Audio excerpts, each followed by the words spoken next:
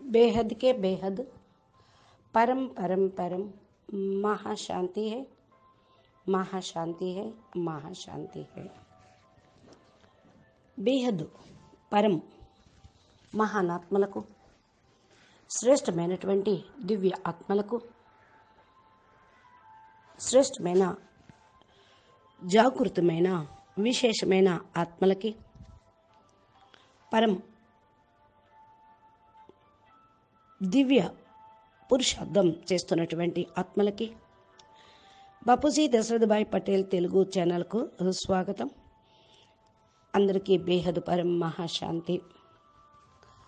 ఈరోజు మనము ప్రేమ మరియు భక్తి గలటువంటి తేడా,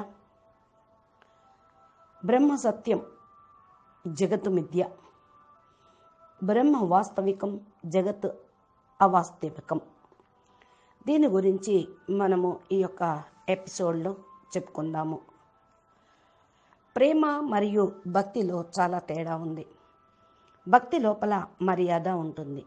అందుకని శబరి కూడా పరమాత్మ గురించి ప్రతీక్ష ఎదురు చూస్తూ స్మరణ చేసింది. అదొక తపస్సు అయిపోయింది. కాబట్టి మనం కూడా the difference between love and devotion, devotion is devotion అని చెప్పుకోవాల్సిందే. జగత్తు లోపల ఎన్నో రకాలటువంటి సిద్ధులు ఉన్నారు. భగవంతుడి ద్వారా అవి ప్రదానం కూడా చేస్తూ ఉంటారు. భక్తి యొక్క మహిమ శకల్, సిద్ధి, సుఖ సంపత్తి, సుఖము, సంపత్తి, రాశి మొదలైనవన్నీ కూడా ప్రదానం చేస్తూ ఉంటుంది. ఒకవేళ సాధారణ భక్తి నుండి అతీతమైనటువంటి భక్తికి వెళ్ళిపోతే వాళ్ళ జీవితంలో పరమాత్మని ప్రేమ, ధ్యాన ప్రేమ, వాళ్ళ ఇష్ట దేవతల పైన ప్రేమ, భగవంతుడి పైన లగను ఉంటూ ఉంటుంది. ఒక్కోసారి అన్నిటికీ అతీతంగా అయిపోతే వీటికి కూడా అతీతంగా అయిపోతారు.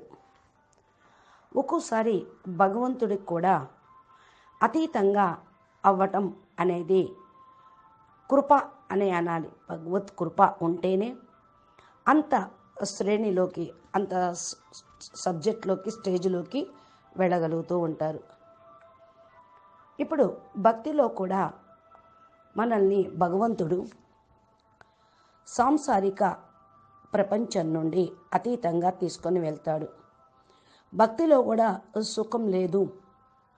ఎందుకంటే సచ్చితానందాన్ని, శివానందాన్ని, పరమానందాన్ని స్థితిలో అనుభవం పొందకపోతే కేవలం భక్తి యొక్క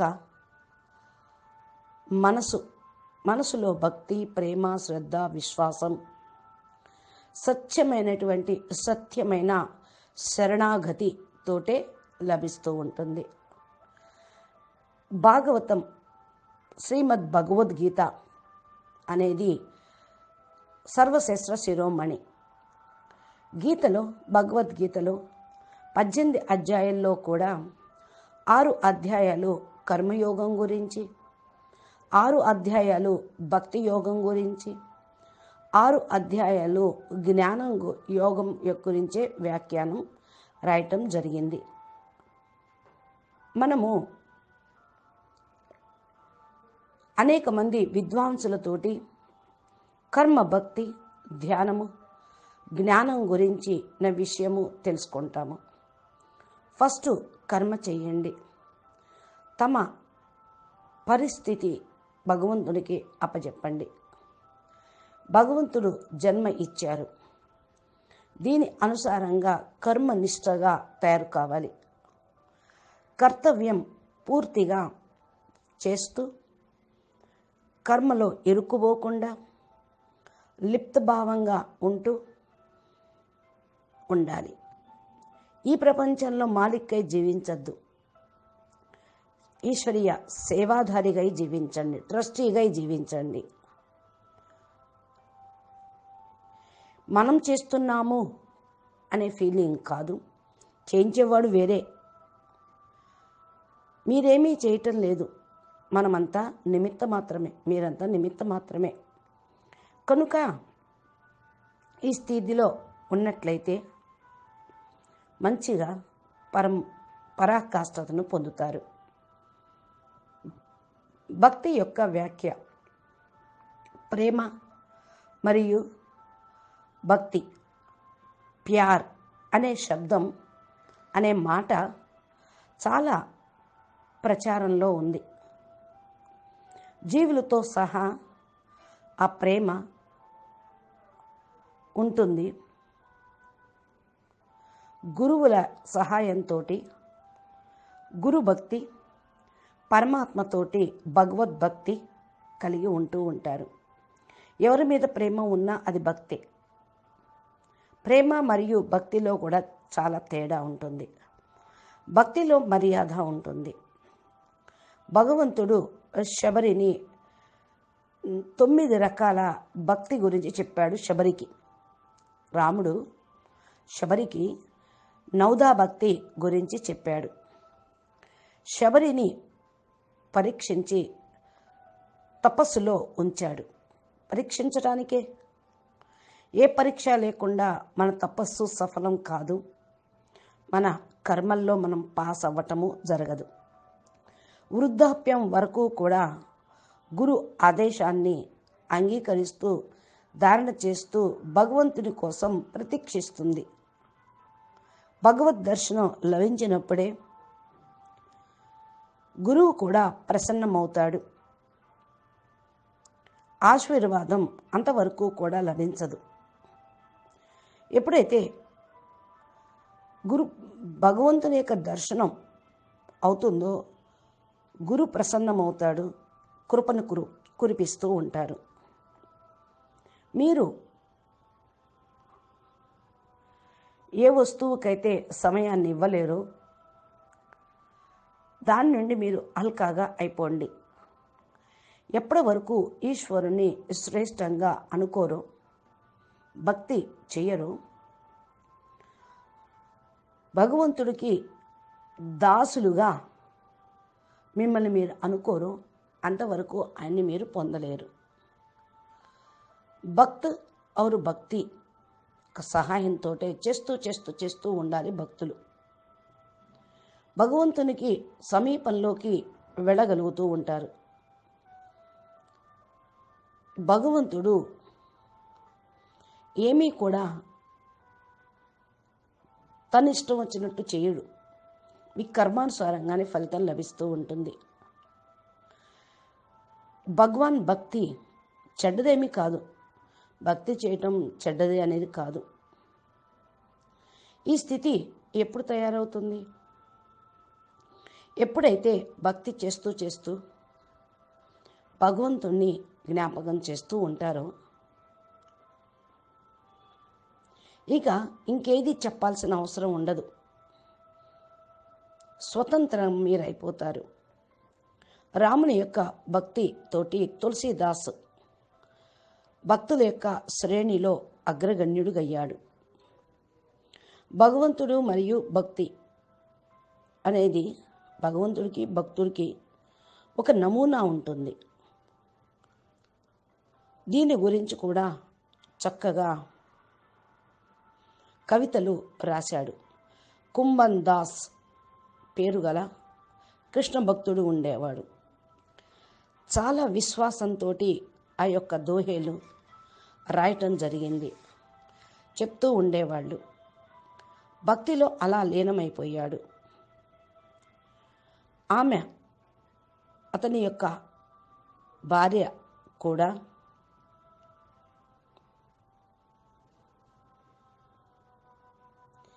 సహకరించేది కాదు ఆ భక్తుడికి. స్నానం చేయటానికి నీళ్లు కానీ తినేటప్పుడు నీళ్లు కానీ ఇచ్చేది కాదు. అన్నంలో బాల్టీని కుమ్మరించేసేది. ఆయన పైన నీళ్లను కుమ్మరించేసేది. అయినా కూడా ఆయన ధ్యానం అనేది తెగిపోలేదు. అప్పుడే కదా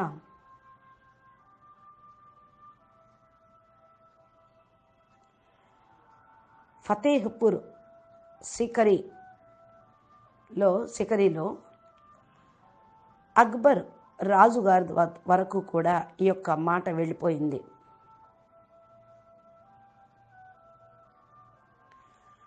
అనుకున్నాడు ఆ రాజు నన్ను ఎప్పుడు తన దర్బారులోకి పిలవకుండా ఉంటే బాగుండు అని. ఎందుకంటే దీనితోటి నా భక్తి ఎక్కడ విఘ్నం పడుతుందో అని అనుకునేవాడు.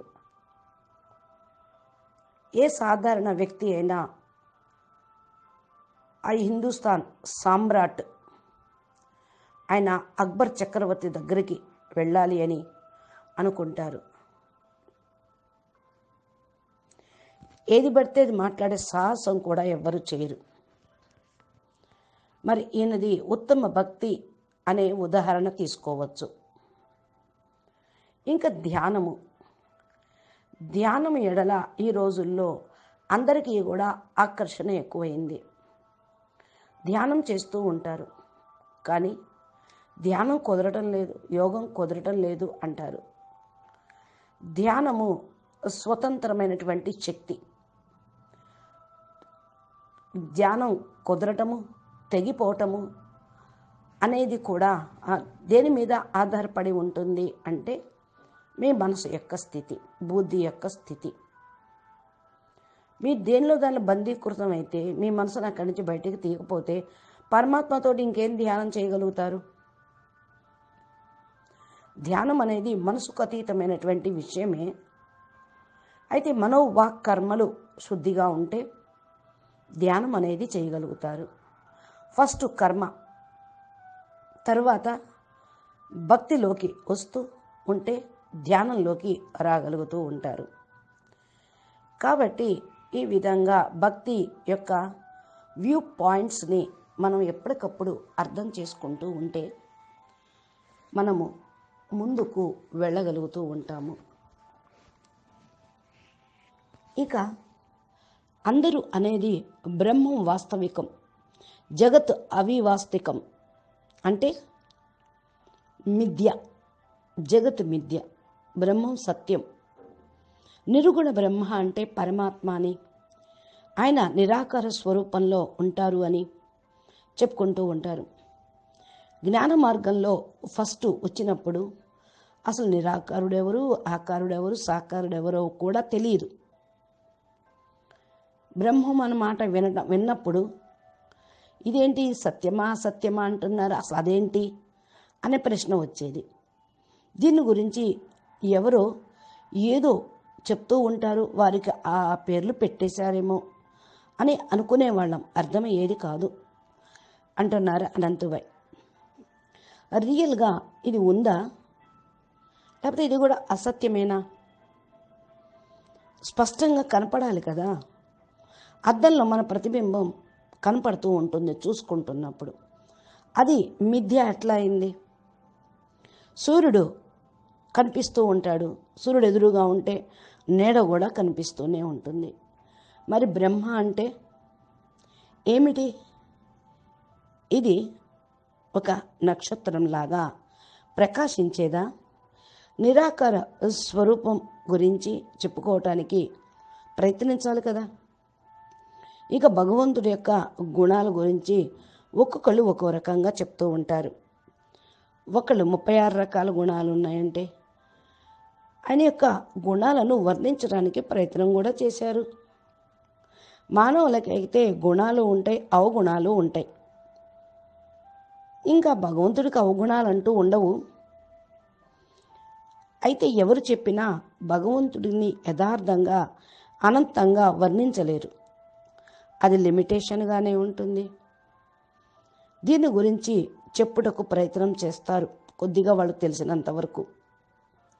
బ్రహ్మకు అంటే పరమాత్మకు 32 గుణాలని కొందరు, గుణసాగరుడని కొందరు, త్రిగుణాతీతుడని కొందరు, కొంతమంది గుజరాత్లో 64 గుణాలు ఉన్నాయని కూడా చెప్తారట అంటున్నారు అనంతభాయ్. క్యారెక్టర్ని చెప్తున్నారు. గుణాలంటే శాంతిసాగరుడు, ప్రేమసాగరుడు, ఆనందసాగరుడు, దయాసాగరుడు, కరుణాసాగరుడు అంటే ఎన్ని గుణాలు ఆయనకున్నాయి, ఆయన క్యారెక్టర్ అది అని చెప్పడం. పరబ్రహ్మను కొంతమంది సఖా అని, నిరాకారం అని కూడా సాకారం అని కొందరుగా అలా అనుకుంటారు, నిరాకారం అని కొందరు అంటారు. ఈ మూడు భేదాలు తెలియనప్పుడు అసలు ఏ స్వరూపమో అర్థం కాదు. ఇది కేవలం ఒక వాళ్ళ యొక్క ఆలోచనేనా అనేది తెలియదు. మనం కూడా నిరాకారి నుండి ఆకారి, ఆకారి నుండి సాకారిగా అయ్యాం. అందరికీ కూడా వారి వారి నమ్మకాలు ఉంటాయి. ఇప్పుడు మనం నేర్చుకునేది బేహద్దు జ్ఞానం, భక్తి మార్గం కాదు. వారి యొక్క అస్తిత్వం అనుసారంగా భక్తి మార్గంలో వారు రకరకాలుగా పేర్లు పెట్టుకుంటూ ఉంటారు. కొందరు జంతువుల నుండి మనుషులయ్యామని. ఏది వాస్తవం? జగత్తు ఉత్పత్తి అయిన తర్వాత ఇవన్నీ తయారైనయా? సృష్టి లేనప్పుడు పూర్వం ఏముంది? మన మూల స్వరూపం ఏమిటో తెలుసుకోవాలి. ఆత్మ పైన మనసు, బుద్ధి అనేది, తర్వాత సంస్కారం ఉన్నది అనేది, నమ్మకం అనేది ఉండాలి. సంస్కారాలపైన నమ్మకం ఉండాలా అంటే కనిపిస్తున్నాయి కదా, నమ్మాలా వద్దా అని ఎలా ఉంటుంది? సంస్కారం అంటే అలవాట్లు, మీ భావ స్వభావాలు. అది కర్మేంద్రియాల ద్వారా, కర్మ ద్వారా, వాక్కు ద్వారా అది కనిపిస్తూనే ఉంటూ ఉంటాయి. ఇప్పుడు మనము బయట ఉన్నటువంటి వస్తువులపైన చూద్దాము. లోపల వేరుగా ఉంటుంది, బయట వేరుగా ఉంటుంది. ప్రపంచంలో 2 నాలుకలు, 2 ముఖాలు ఉన్నటువంటి మనుషులు ఉన్నారు. ఇదే ఈనాటి మానవుల యొక్క వాస్తవికత. మనకు ఏ రూపం మంచిగా అనిపిస్తుంది దాన్ని పరిశీలిద్దాం. దీని తర్వాత ఏముంటుంది అది కూడా ఆలోచించాలి. మనము ఏ రూపాన్ని గ్రహించగలము, ఎలా ఉండగలము కొద్దిగా ఆలోచించాలి. మనందరికీ కూడా మన లోపల విషయాలు తెలుసుకోవటం మంచిగా అనిపించాలి. అజ్ఞాని జగత్తును సత్యమని నిరూపిస్తాడు. ఎందుకని? ఆడు అసత్యంలోనే జీవిస్తున్నాడు కనుక. డిగ్రీ చదువుకోలేదు అనుకోండి, జీవితం వ్యర్థం అని అంటారు. ఆత్మ లోపల ఇన్సైడ్ స్టోరీ తెలుసుకోకుండా ఉంటే, నిరాకారి స్టేజిలో ఏమి ఉందో అది మీకు తెలియదు. ఇది ముఖ్యంగా సాకార రూపంలో ఒక లిమిటేషన్ అనేది ఉంటుంది. సైన్స్ వాళ్ళు ల్యాబొరేటరీలో రియాక్షన్ రిజల్ట్ సత్యం అనుకుంటూ ఉంటారు. శరీరాన్ని నడిపించే చైతన్య శక్తి ఏమిటో వాళ్ళు తెలుసుకోగలిగారా? దానికి ప్రూఫ్ లేదు కదా. సైన్స్ ఎక్స్పెరిమెంట్ చేస్తూనే ఉంటుంది.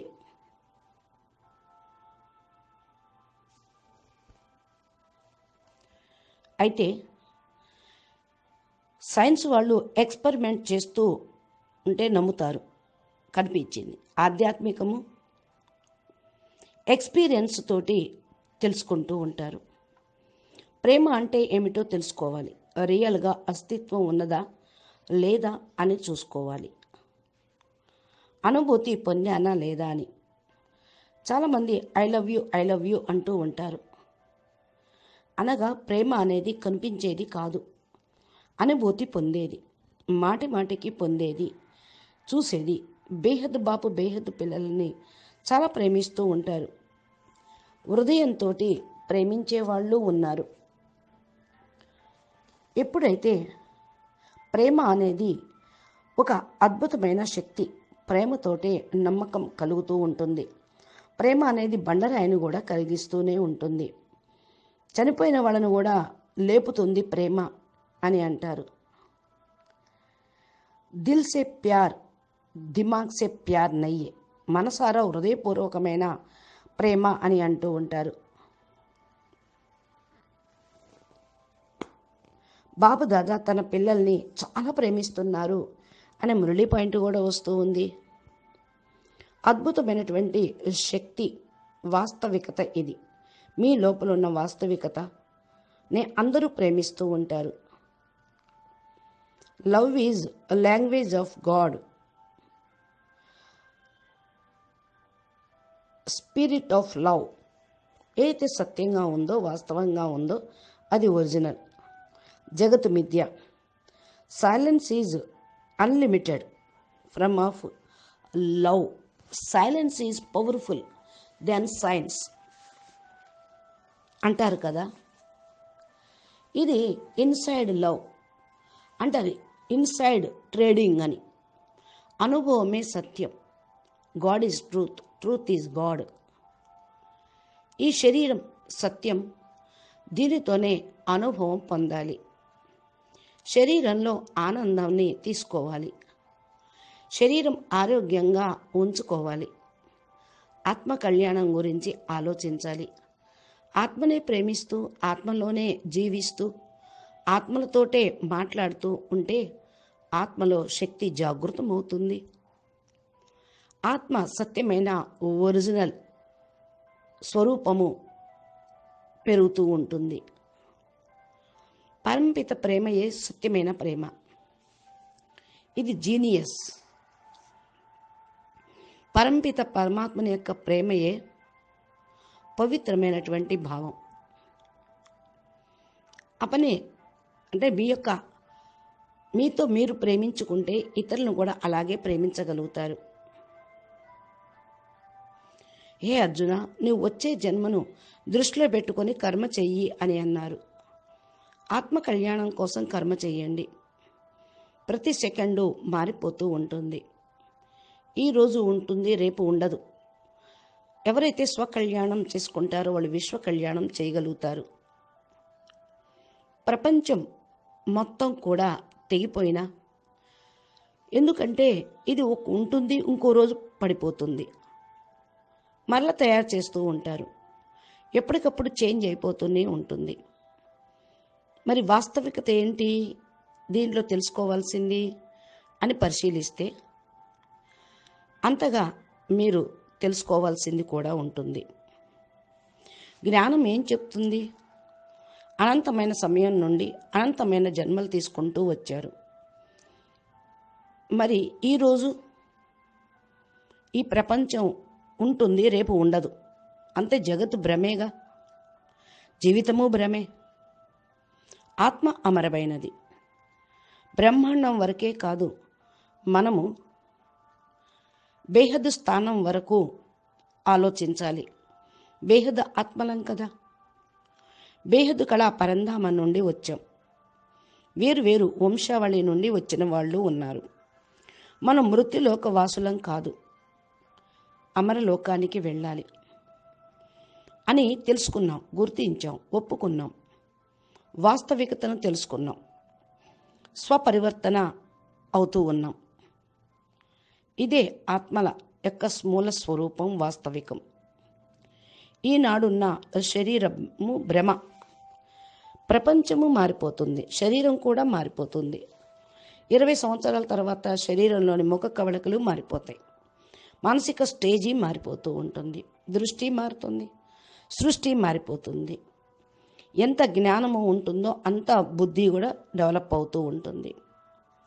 తపస్సు చేయటం ప్రారంభించినప్పుడు జీవిత లక్ష్యం ఉన్నతంగా పెట్టుకోవాలి. తపస్సు ఆ లెవెల్ వరకు చేయాలి, పైకి వెళ్ళిపోవాలి. మనసు బుద్ధితోటి ఉపరాముగా అయ్యి సమాధి స్టేజి మీ లోపలికి మీరు వెళుతూ సంపూర్ణ స్టేజిని పొందాలి. కాబట్టి ఏదైతే అనుభూతి మనం పొందుతూ ఉన్నామో దాన్ని పెంచుకోవాలి. ఆత్మ పైన బిలీవ్ పెంచుకోవాలి.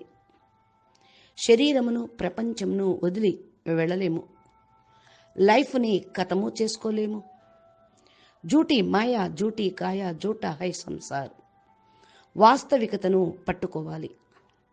ఆత్మ సాక్షాత్కారము అంటే ఏదో తలపైన ఏదో ప్రకాశం కనపడుతుంది అని కాదు, వాస్తవికతను పట్టుకోవటం. స్వర్గలోకంలో తత్వజ్ఞానం లేదు, భక్తి లేదు, భోగనా శరీరం అనుభవించటమే. దీనికోసం మన స్వరూపమే మారిపోవాలి.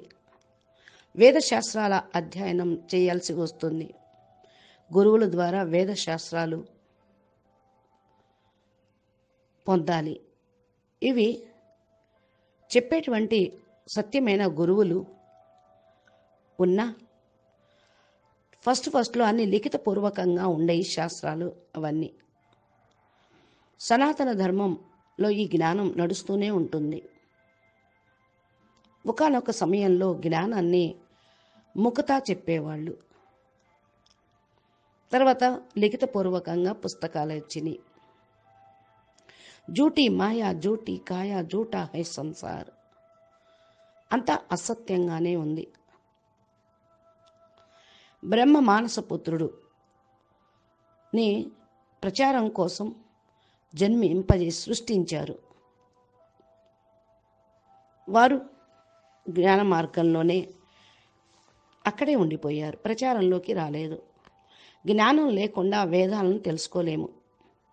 గుళ్ళకు గోపురాలకి వెళ్ళి నమస్కారాలు పెట్టినంత మాత్రాన, మొక్కులు మొక్కినంత మాత్రాన జ్ఞానం లభించదు.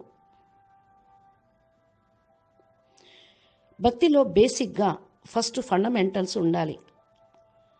ఇక అక్కడే ఉండాలని కూడా ఏం కాదు, ముందుకు వెళ్ళాలి కదా.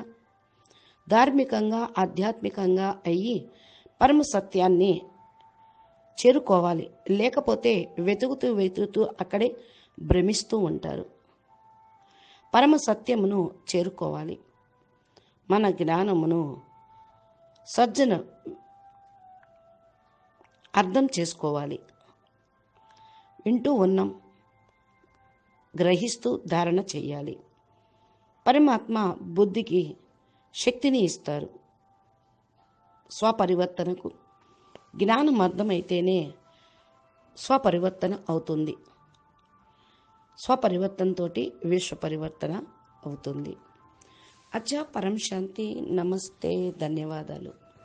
బేహద్కే బేహద్ పరం పరం పరం. महाशांति है, महाशांति है, महाशांति है. నమస్తే. బాపూజీ దశరథ్ భాయ్ పటేల్ తెలుగు ఛానల్లో బాపూజీ చెప్పేటువంటి దివ్య సందేశాలు మీ యొక్క మొబైల్కి చేరాలి అంటే మా ఛానల్ని సబ్స్క్రైబ్ చేసి గంట సింబల్ని ప్రెస్ చేయండి.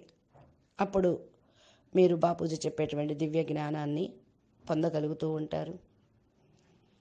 రోజు విని చక్కగా ధారణ చేస్తూ ఏది మిథ్య, ఏది సత్యము, పరమ సత్యం ఏది అని విశ్లేషణ చేసుకుంటూ పరమ సత్యాన్వేషణలో ముందుకు వెళ్ళండి. భ్రమించటం అనేది ఆగిపోతుంది. దివ్య స్టేజ్లోకి మీరు వెళ్ళగలుగుతారు. అచ్చా, పరం శాంతి. నమస్తే, ధన్యవాదాలు.